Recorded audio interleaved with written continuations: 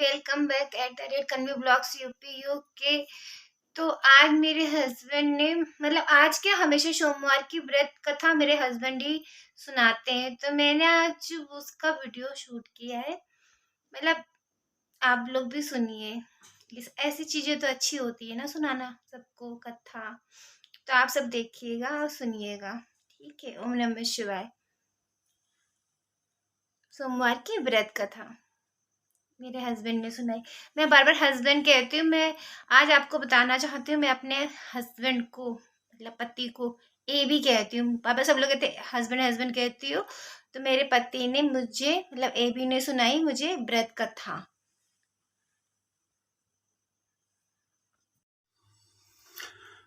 हरिओम नमः शिवाय।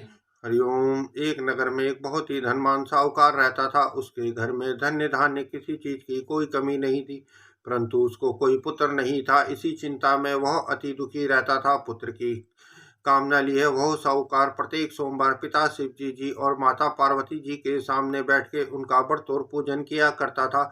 उसके इसी भक्ति भाव को देखकर एक समय माता पार्वती जी ने पिता शिव जी से कहा, हे भगवान, यह साहूकार आपका नन्हे भक्त है, सदैव आपका बड़तोड़ पूजन बड़ी श्रद्धा से करता है।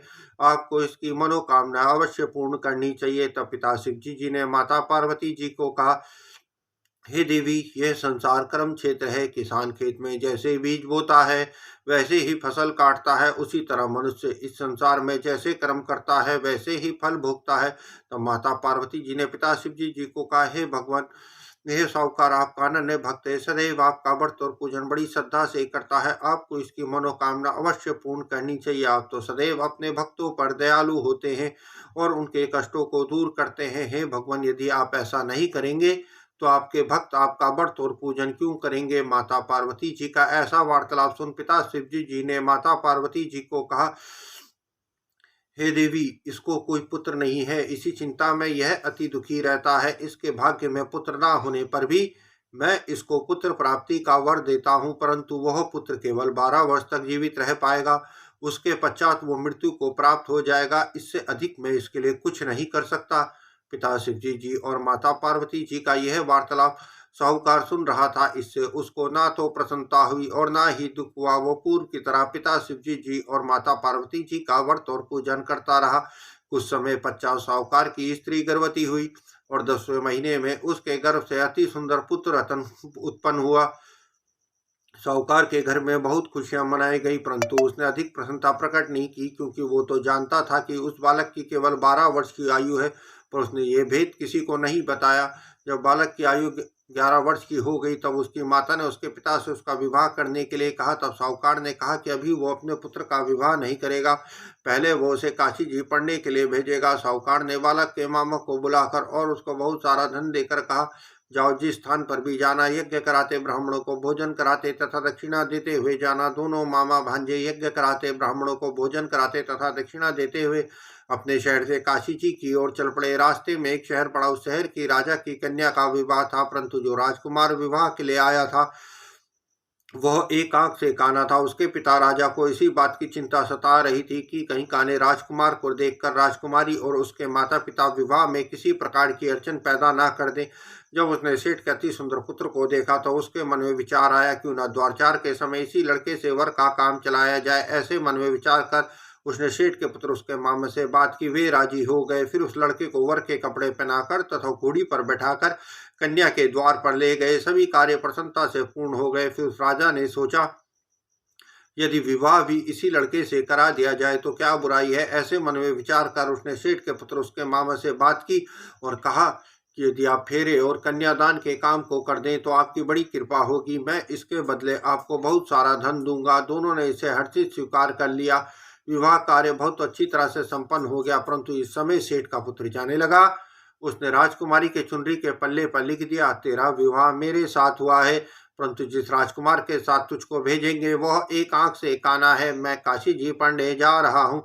सेठ के पुत्र के जाने के पश्चात जब राजकुमारी ने अपने चुनरी के पल्ले पर ऐसा लिखा हुआ पाया तो उसने काने राजकुमार के साथ जाने से मना कर दिया। उसने अपने माता पिता को सारी बात बता दी और कहा कि यह मेरा पति नहीं है, इसके साथ मेरा विवाह नहीं हुआ, जिसके साथ मेरा विवाह हुआ है वो तो काशी जी पढ़ने के लिए गया है। कन्या की माता पिता ने अपनी कन्या को विदा नहीं किया और बारात वापस लौट गई। उधर सेठ का पुत्र उसका मामा काशी जी पहुंच गए। वहां जाकर उन्होंने यज्ञ कराना, ब्राह्मणों को भोजन कराना, दक्षिणा देना तथा लड़के को पढ़ाना आरंभ कर दिया। जिस दिन लड़की की आयु 12 वर्ष की हुई उस दिन उन्होंने यज्ञ रच रखा था। लड़के ने अपने मामा से कहा, मामा जी आज मेरी तबीयत कुछ ठीक नहीं है। लड़के के मामा ने कहा, अंदर जाकर सो जाओ। लड़का अंदर जाकर सो गया। थोड़ी देर में उसके प्राण निकल गए। जब उसके मामा ने अंदर आकर देखा कि उसका भांजा मृत पड़ा है तो उसको बड़ा दुख हुआ। उसने सोचा कि अगर मैंने अभी रोना पीटना शुरू कर दिया तो यज्ञ कार्य अधूरा रह जाएगा। अतः उसने जल्दी से यज्ञ कार्य पूर्ण करवाकर ब्राह्मणों के जाने के बाद रोना पीटना शुरू कर दिया। संयोगवश उसी समय पिता शिवजी जी और माता पार्वती जी वहां से जा रहे थे। जब उन्होंने जोर जोर से रोने की आवाज सुनी तब माता पार्वती जी ने पिता शिवजी जी का, हे भगवान, कोई दुखियारा रो रहा है, चल के इनके कष्टों को दूर कीजिए। जब पिता शिवजी और माता पार्वती जी वहां पहुंचे तो उन्होंने देखा वहां एक बालक मृत पड़ा था। उस बालक को देखकर माता पार्वती पिता शिवजी से कहने लगी, हे प्रभु जी, ये तो वही बालक है जो आपके वरदान से उत्पन्न हुआ था। तब पिता शिवजी जी ने माता पार्वती जी को कहा, हे देवी, इसकी इतनी ही आयु थी, वो ये भोग चुका। तब माता पार्वती जी ने पिता शिवजी को कहा, हे भगवान, इस बालक को और आयु दे दो, नहीं तो इसके माता पिता तड़प तड़प कर मर जाएंगे। बार बार माता पार्वती जी के विनम्र आग्रह करने पर पिता शिवजी जी ने उस बालक को जीवन का वरदान दिया। पिता शिवजी जी की कृपा से वो बालक जीवित हो गया और पिता शिवजी जी और माता पार्वती जी कैलाश पर्वत को चले गए। शिक्षा पूर्ण होने के पश्चात वो बालक और उसका मामा उसी प्रकार यज्ञ कराते, ब्राह्मणों को भोजन कराते तथा दक्षिणा देते हुए काशी जी से अपने शहर की ओर चल पड़े। रास्ते में उसी शहर में पहुंचे जिस शहर की राजा की कन्या के साथ उसका विवाह हुआ था। वहां आकर उन्होंने यज्ञ आरंभ कर दिया। उस शहर के राजा लड़के के ससुर ने अपने दामाद को पहचान लिया तथा उसे महल ले जाकर उसकी बहुत आवभगत की तथा बहुत सी दास दासी और बहुत सा धन देकर आदर पूर्वक अपनी राजकुमारी और जमाई को विदा किया। जब वो अपने शहर के निकट पहुंच गए तो लड़के के मामा ने कहा कि मैं पहले तुम्हारे घर जाकर तुम्हारे माता पिता को खबर कर आता हूँ। जब लड़के का मामा घर पहुंचा तो उसने देखा लड़के के माता पिता घर की छत पर बैठे हुए थे और उन्होंने यह प्रण कर रखा था, यदि हमारा पुत्र सकुशल लौट आया तो हम राजी खुशी नीचे आ जाएंगे, नहीं तो हम घर की छत से गिरकर अपने प्राण दे देंगे। जब लड़के के मामा ने कहा, आपका पुत्र सकुशल लौट आया है, तब उनको विश्वास नहीं हुआ। लड़के के मामा ने शपथ पूर्वक कहा, आपका पुत्र अपनी पत्नी तथा बहुत सारा धन साथ लाकर लौटा है। तो शेठ शैतानी प्रसन्नता से भर उठे। वो आनंद पूर्वक नीचे आए। बाहर आकर उन्होंने अपने पुत्र और उसकी पत्नी का भरपूर स्वागत किया और सभी प्रसन्नता के साथ रहने लगे। जो कोई सोमवार के व्रत को धारण करता है अथवा इस कथा को पढ़ता या सुनता है, उसके समस्त दुख दूर होकर समस्त मनोकामनाएं पूर्ण होती हैं तथा इस लोक में नाना प्रकार के सुख भोग के अंत में सदाशिव लोक की प्राप्ति होती है। बोलो परम पिता परमात्मा सदाशिव की सदा ही जय। बोलो समस्त सृष्टि की जननी अन्नपूर्णा महामाया आदि शक्ति जगत मानव दुर्गे माँ श्री कुंजिका देवी माता की सदा ही जय। बोलो श्री लक्ष्मीपति विष्णु माँ श्री हरि विष्णु नमः। हर हर महादेव। ओम नमः पार्वती पते हर शंभु अविनाशी घट घट के वासी। हरि ओम नमः शिवाय।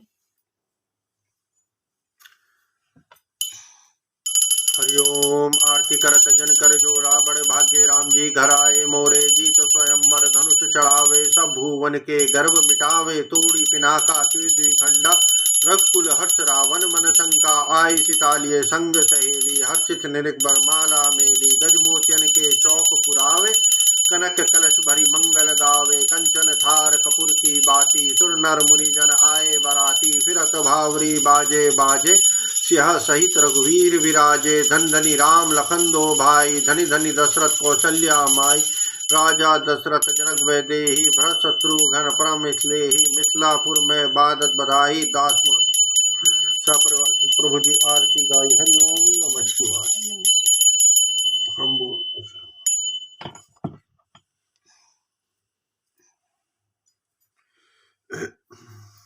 स्टॉप कर दो।